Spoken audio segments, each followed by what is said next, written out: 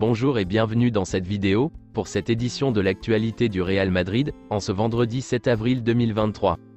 Si t'es nouveau sur la chaîne, n'hésite pas à t'abonner, et activer la cloche de notification, pour recevoir une notification dès que je publierai une nouvelle vidéo. Merci, et commençons.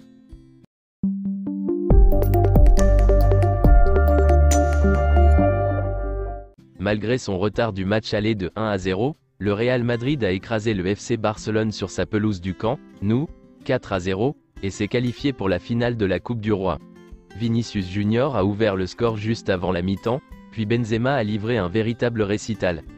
Le triplé inscrit par le Français a permis au Real de surclasser son rival barcelonais.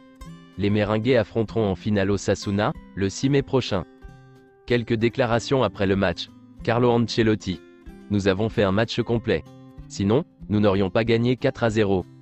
Notre premier but a été fantastique. Il a changé le cours du match. Nous avons été meilleurs que Barcelone, et nous avons mérité de gagner. Benzema s'est mis en marche. Il avait besoin de la trêve internationale. Un nouveau ballon d'or pour Benzema? Pourquoi pas? Il reste l'un des meilleurs. Nous avons fait la fête dans le vestiaire.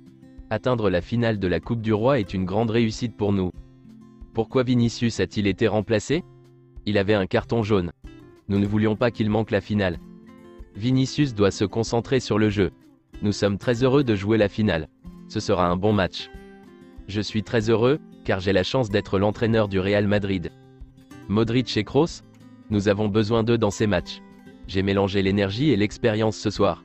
Ils sont très importants pour nous. Ils ont été extraordinaires ce soir.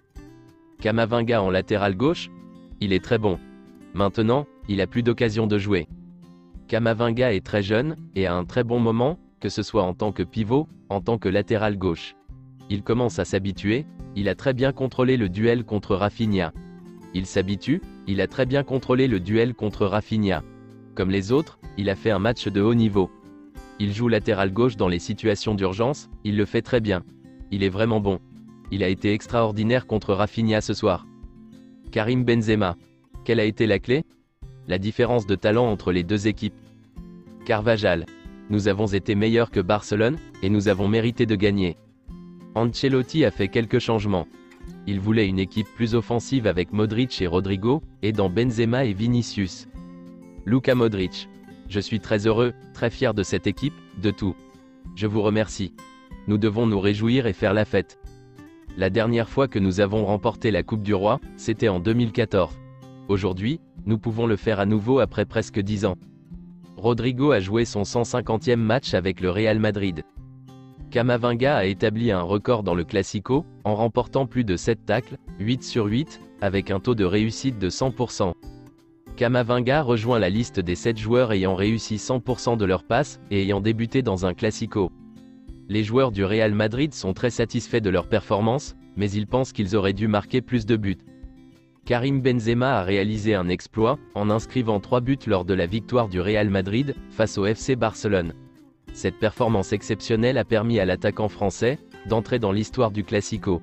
Il est devenu le deuxième joueur du Real Madrid à marquer un triplé au Camp Nou. Une performance réalisée par Ferenc Puskás, il y a 60 ans. Karim Benzema cette saison, c'est 31 buts plus passes décisives, en 31 matchs, au cours d'une saison marquée par les blessures. Un aspect de Karim Benzema, dont on parle rarement, est son leadership. Contre Liverpool, alors que l'équipe était menée 2-0, il a fait le tour des joueurs pour les encourager en répétant ceci: on peut revenir.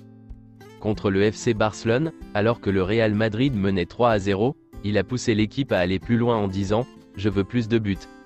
Le Real Madrid pense qu'il y a une campagne contre Vinicius pour le déstabiliser, mais il est également préoccupé par certains comportements. Il pense que cela est dû à son âge, et qu'il mûrira avec le temps. Le Real Madrid a gagné 133,7 millions d'euros, en remportant la Ligue des Champions la saison dernière. Paul Clément sera l'assistant de Frank Lampard à Chelsea.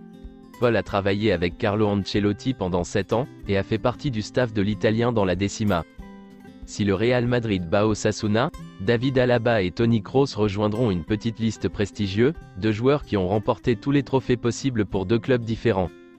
Marco Asensio veut vraiment gagner la Coupe du Roi, car c'est le seul trophée qu'il n'a pas remporté, et il sait que c'est peut-être sa dernière saison.